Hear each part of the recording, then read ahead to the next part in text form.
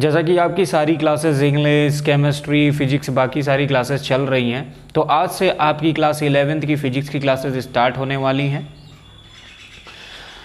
तो आज हम लोग फिजिक्स का पहला चैप्टर डायमेंशन एनालिसिस स्टार्ट करेंगे। डायमेंशन एनालिसिस पढ़ने से पहले कुछ बातें पढ़ेंगे हम लोग, जैसे कुछ जो इम्पोर्टेंट टर्म्स हैं, जैसे नीड ऑफ मेजरमेंट, कि मेजरमेंट करने की ज़रूरत क्यों पड़ी। जैसा हम सभी को जानते हैं कि फिजिक्स क्या है कि is a branch of science which deals with nature and natural phenomena. Suppose मान लेते हैं कि हमारे पास कोई एक बॉल है, हम उस बॉल को कुछ हाइट पर ले जाके वहाँ से छोड़ दें, तो फ्रीली फॉलिंग बॉडी है वो अर्थ के ग्रेविटेशनल फोर्स के इफेक्ट से डाउनवर्ड डायरेक्शन में towards the centre of the earth नीचे आ रहा है, तो एक नेचुरल फिनोमेना है। अब वो नीचे आ रहा है तो उसमें कुछ बातें हमें मेजर करने होंगी, जैसे what is the mass of that object and how much time it will take to reach the earth. तो भाई अर्थ पर पहुंचने पे उसको कितना समय लगेगा, किस वेलोसिटी से वो अर्थ पर आएगा, ठीक है। तो ये सारी बातें हमें मेजर करनी होती हैं। तो मेजर करने के लिए हम कुछ यूनिट्स के बारे में बात करेंगे, तो एक एक करके चलते हैं। देखो जरा क्या लिखा हुआ है, several system of units have been used to describe measurement of various physical quantities. मतलब बहुत सारी ऐसी सिस्टम ऑफ यूनिट है, मेजरमेंट के लिए बहुत सारी सिस्टम ऑफ यूनिट बनाई गई स्टार्टिंग में, जिसकी मदद से हम लोग क्या कर सकते हैं कि किसी भी ऑब्जेक्ट का मास, लेंथ और टाइम, कितना टाइम ये लेगा, क्या मास है उस ऑब्जेक्ट का और किस वेलोसिटी से वो मोशन करेगा, मतलब ऐसी बहुत सारी क्वांटिटीज आएंगी, फिजिकल क्वांटिटीज, जिनका मेजरमेंट हमें करना होता है।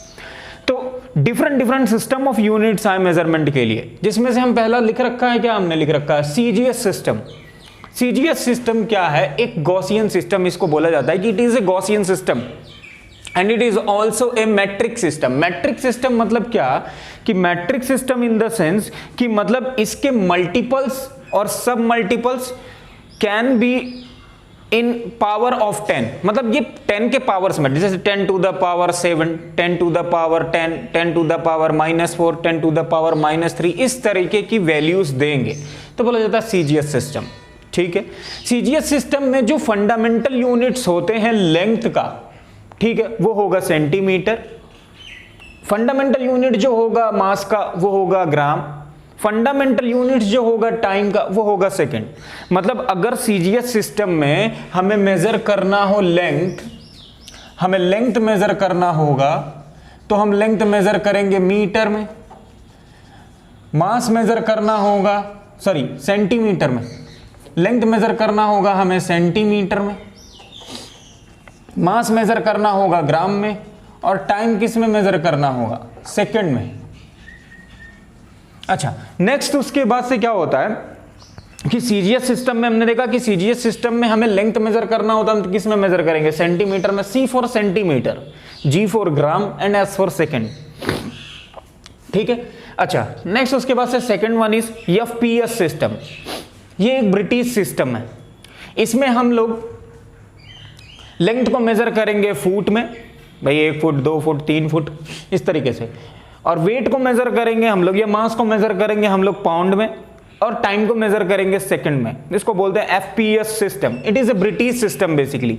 आप देखे होंगे जब छोटे रहे होंगे तो आपके पास एक ट्रम्प कार्ड आता था, जिसमें जितने भी बॉडी बिल्डर्स वगैरह होते थे उनका सारा सब कुछ दिया होता था कि उनकी हाइट कितनी है, वेट कितना है, तो उसमें हमने देखा होगा कि वेट उनका पाउंड में दिया रहता है, ठीक है। That is a British system, बहुत ही कम, रेयरली यूज्ड होने वाला ये सिस्टम है एफपीएस सिस्टम।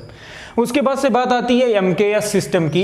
ये भी एक मैट्रिक सिस्टम है, मतलब इसके मल्टीपल्स और सब multiples can be in the power of 10, मतलब 10 के पावर्स में हो सकते हैं, होते हैं। अच्छा, उसके बाद से ये एमकेएस में हम लोग लेंथ को मेजर करेंगे मीटर में, और मास को मेजर करेंगे किलोग्राम में, और टाइम को मेजर करेंगे सेकेंड्स में। तो यहीं से बातें क्लियर हो जाएंगी। एम कैसे लिखा हुआ है ना, एम फॉर मीटर, के फॉर किलोग्राम और एस फॉर सेकेंड। यहाँ पे एफ लेंथ है, मतलब फुट, मास किस में, पाउंड में, और टाइम किस में, सेकेंड में, इस तरीके से। तो एमकेएस सिस्टम और सीजीएस सिस्टम एक मैट्रिक सिस्टम है। सीजीएस सिस्टम को गॉसियन सिस्टम भी बोलते हैं, ठीक है, और दोनों मैट्रिक सिस्टम है, मतलब दोनों के मल्टीपल्स और सब मल्टीपल्स हमें 10 के पावर्स में मिलेंगे, ठीक है।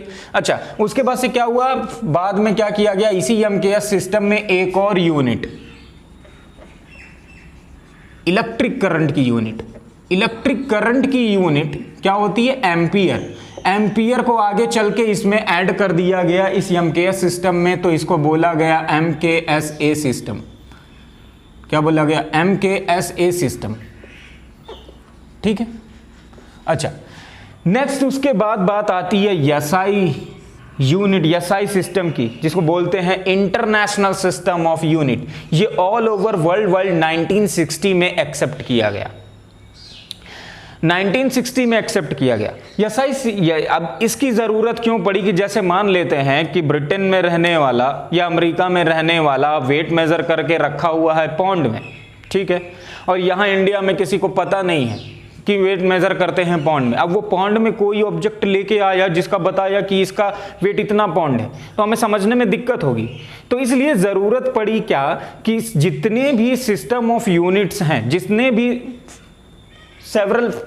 भी फिजिकल क्वांटिटीज हैं, इन सब का एक इंटरनेशनल यूनिट ऐसा बनाया जाए जो ऑल ओवर वर्ल्ड वाइड एक ही यूनिट से जाना जाए, ठीक है। तो उसके लिए जरूरत पड़ी एसआई यूनिट की, किसको, जो कि फ्रेंच इक्विवेलेंट है इंटरनेशनल सिस्टम ऑफ यूनिट के, सिस्टम इंटरनेशनल इसको बोलते हैं। बेसिकली इसका फुल फॉर्म है इंटरनेशनल सिस्टम ऑफ यूनिट, हम पढ़ते हैं, which is equivalent to French,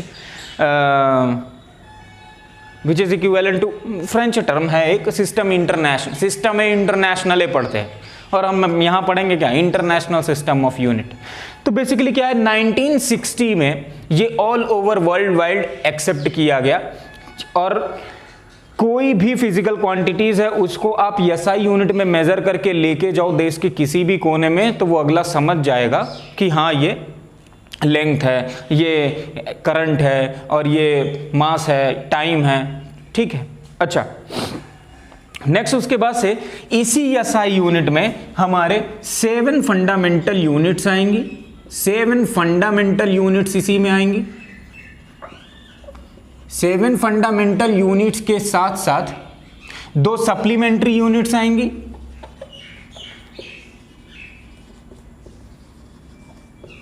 2 supplementary units आएंगी। 7 फंडामेंटल यूनिट्स हैं और 2 सप्लीमेंट्री यूनिट्स हैं। अब इसके बाद इन 7 के अलावा कोई भी यूनिट आएगा तो that is known as derived units, ठीक है। तो अभी हम बात करेंगे कि 7 फंडामेंटल यूनिट्स कौन कौन सी हैं, उनके 7 फंडामेंटल क्वांटिटीज कौन कौन सी हैं, और 7 उनके फंडामेंटल यूनिट्स कौन कौन से हैं, और 2 सप्लीमेंट्री यूनिट्स के बारे में बात करेंगे, ठीक है। और इन 7 के अलावा जो भी फिजिकल क्वांटिटीज आप देख रहे होते हैं उनकी जो यूनिट्स होती हैं दैट इज डिराइव्ड यूनिट्स, मतलब इन्हीं 7 से डिराइव करके ही वो यूनिट्स बनाई गई हैं, ठीक है। तो बेसिकली फिर पहले हम बात कर लेते हैं कि 7 फंडामेंटल यूनिट्स कौन कौन से हैं।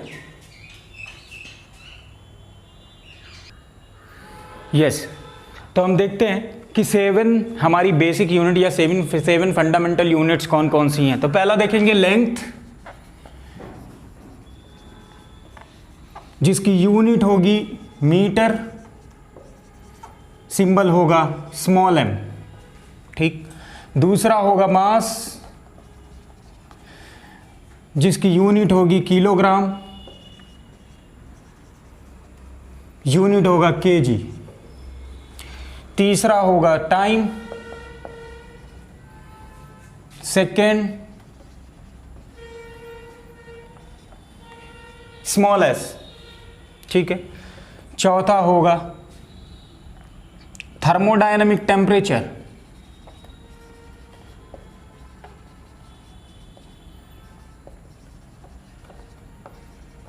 थर्मोडायनामिक टेम्परेचर, यूनिट होगा केल्विन के। टेम्परेचर की यूनिट, टेम्परेचर का एसआई यूनिट होता है केल्विन। 0 डिग्री सेल्सियस, जो 0 डिग्री सेल्सियस होता है that is equal to 273 Kelvin, पता ही होगा आपको, ठीक है। अच्छा, नेक्स्ट होगा अमाउंट ऑफ सब्सटेंसेस, केमिस्ट्री में पढ़ते हैं आप, अमाउंट ऑफ सब्सटेंसेस, यूनिट होती है मोल, लिखते हैं MOL। लुमिनस इंटेंसिटी,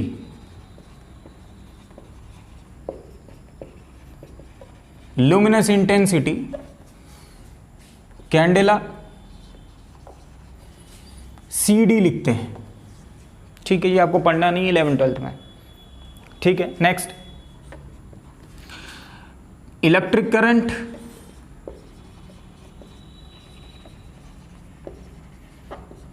यूनिट होगी एम्पियर, सिंबल होगा A।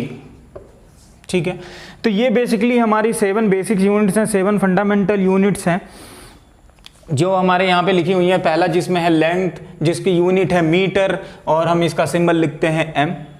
Mass kilogram KG, time second small s, thermodynamic temperature kelvin K से डिनोट करते हैं।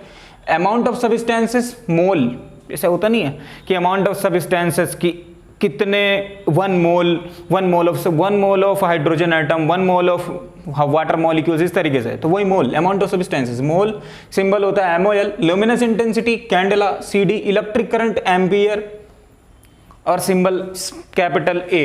ठीक है, तो ये हमारी 7 बेसिक्स यूनिट्स हैं। उसके बाद से 2 सप्लीमेंट्री यूनिट्स आती हैं, 2 सप्लीमेंट्री यूनिट्स आती हैं, जिसमें से पहला होता है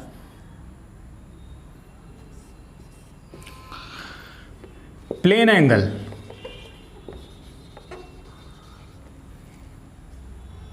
ठीक है, प्लेन एंगल यूनिट होता है रेडियन, सिंबल RAD से दिखाते हैं। दूसरा होता है solid angle, solid angle steradian, steradian और सिंबल होता है SR, इसको SR से दिखाते हैं। अच्छा, प्लेन एंगल मतलब समझ रहे हो, 2 डायमेंशन एंगल, जैसे ये सब एंगल्स। ठीक है, ये सब एंगल जिसको हम लोग थीटा से डिनोट करते हैं। ठीक है, तो ये थीटा तो खैर ये तो हम थीटा में रखते नहीं हैं, इसका SI यूनिट में रखना होगा तो हम इसको रेडियन में रखेंगे। और थीटा को मतलब अगर आपको डिग्री में दिया हुआ है, थीटा किस में दिया हुआ है, डिग्री में दिया हुआ है, अगर आपको चेंज करना हो रेडियन में तो π/180 से मल्टीप्लाई कर देते हैं। ठीक है, जैसे मान लेते हैं दे रखा है 60 डिग्री मान लेते हैं, 60 डिग्री दे रखा है, 60 डिग्री को रेडियन में करना होगा तो 60 × π/180। ठीक है, तो 0 से 0 कैंसिल आउट, 6 से ये कैंसिल आउट, 3 मतलब π/3 रेडियन। 60 डिग्री को हम क्या लिखेंगे, π/3 रेडियन। ठीक है, सॉलिड एंगल क्या होता है कि जो 3 डायमेंशनल, जैसे मान लेते हैं हमारे पास एक कोन है, एक कोन है इस तरीके से, कोन है, ये जो एंगल है, ये जो एंगल, ये सॉलिड एंगल, सॉलिड एंगल है। ठीक है, ये जो कोन का एंगल है इसको क्या बोलेंगे, सॉलिड एंगल बोलेंगे। और सॉलिड एंगल को मेजर करते हैं हम लोग स्टेरेडियन में और सिंबल लिखते हैं SR। ठीक है, तो ये सारी जितना भी अभी तक पढ़ाया, इन सब का नोट्स डिस्क्रिप्शन में मिल जाएगा, आप वहां से डायरेक्टली नोट्स डाउनलोड कर सकते हैं अगर लिखने में प्रॉब्लम है। ठीक है, तो वहां से आप सिंपली PDF फॉर्मेट में नोट्स डाउनलोड कर सकते हैं बिना किसी दिक्कत के। तो बेसिकली याद रखनी है। अच्छा, इन 7 के बाद जैसे मान लेते हैं ये सो हमने बेसिक कुछ फिजिकल क्वांटिटीज देखी, length, mass, time, temperature, amount of substances, luminous intensity और इलेक्ट्रिक करंट। इन सब के बाद जो भी फिजिकल क्वांटिटीज आएगी उन सब के जो यूनिट्स हैं वो यहीं से डिराइव किए हुए हैं। ठीक है, तो यहीं से डिराइव किए हुए, जैसे मान लेते हैं कि अब इसके बाद आ जाएगा हमारा पावर आ गया, एनर्जी आ गया, वर्क आ गया, तो ये सब इन्हीं फिजिकल क्वांटिटीज के यूनिट से ही डिराइव करके बनाई गई हैं। ठीक है, जैसे एक देखें क्या, जैसे मान लेते हैं, देखते हैं, जैसे मान लेते हैं हम एक ले लेते हैं फोर्स, मास इंटू एसिलरेशन होता है, और मास का ये चला जाएगा किलोग्राम, और एसिलरेशन क्या होता है, change in velocity upon time taken. तो चेंज इन वेलोसिटी मतलब मीटर पर distance travelled upon displacement upon time taken, मतलब मीटर पर सेकंड, और अपॉन में टाइम मतलब सेकंड, तो मीटर पर सेकंड स्क्वायर। भाई किलोग्राम यहाँ मास से ले लिया गया और मीटर पर सेकंड स्क्वायर, इन दोनों को कंबाइन करके, लेंथ और टाइम को कंबाइन करके इसकी यूनिट बन गई। ठीक है, तो लेंथ और टाइम को कंबाइन करके एक्सीलरेशन की यूनिट बन गई। तो यहाँ से इस तरीके से ही डिराइव किया गया।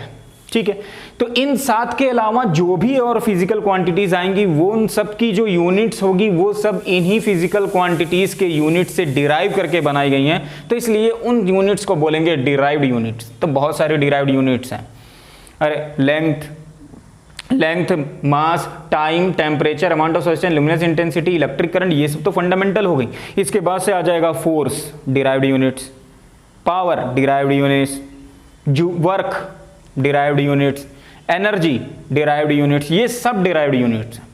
ठीक है, तो आप एक बार इसका स्क्रीनशॉट ले लो, या तो आपको नोट्स मिल जाएगा आपको डिस्क्रिप्शन में PDF फॉर्मेट में, आप वहाँ से डायरेक्टली डाउनलोड कर सकते हैं।